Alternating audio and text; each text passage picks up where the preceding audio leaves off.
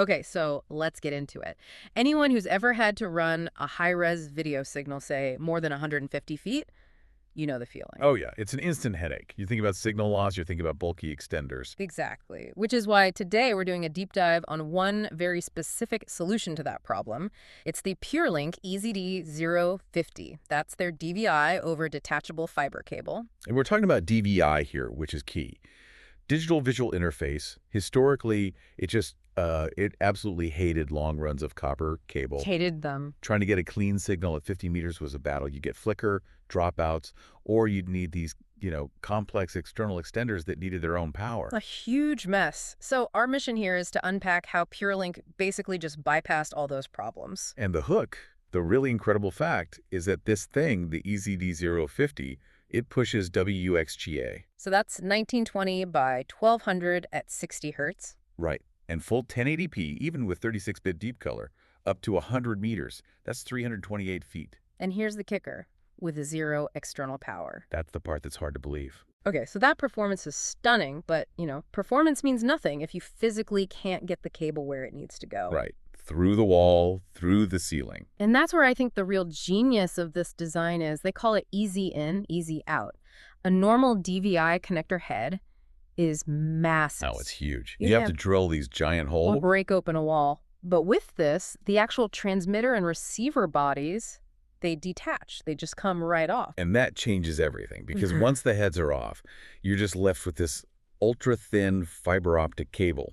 So you can snake it through conduits that are already packed with other wires. For you, the integrator, this is a game changer. You're not just saving a few hours, you could be saving days of work. You're avoiding demolition. Exactly. It completely solves a physical problem that used to just be a total showstopper for DVI. And staying on those install details for a second, it's plenum rated.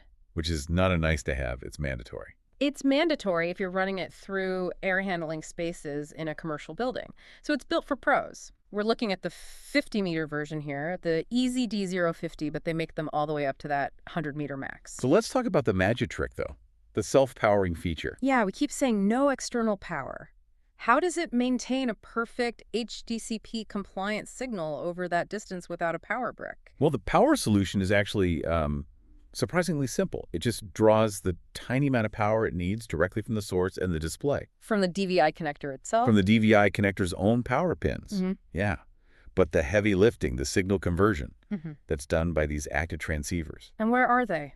In a little box somewhere? No, that's the thing. They're miniaturized and built inside the detachable connectors. So the little DVI head you plug in has the brains inside it. Ah, okay. It takes the electrical DVI signal, converts it to light, shoots it down the fiber, and then the other end converts it perfectly back to DVI. So by embedding the electronics right into the connector, they just got rid of the need for all those external boxes. Completely. The whole thing is one integrated, elegant system. Yeah. Is how you get that perfect signal integrity, deep color and all, over the full distance. So to sum it up then, this thing it's the whole package.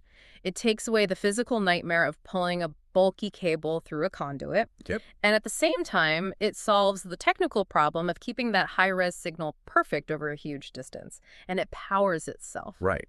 Which kind of brings up a bigger question for you to think about. I mean, if we still need this level of sophisticated active fiber engineering just to push a pretty basic standard like DVI over 100 meters, right? What does that tell you about the future? What kind of insane infrastructure challenges are we going to face when we're trying to send, I don't know, uncompressed 8K video across an entire enterprise network? Or even just across a really big conference room. Exactly. That gap between today's standards and tomorrow's demands. That's the challenge that a solution like this is really quietly beginning to solve.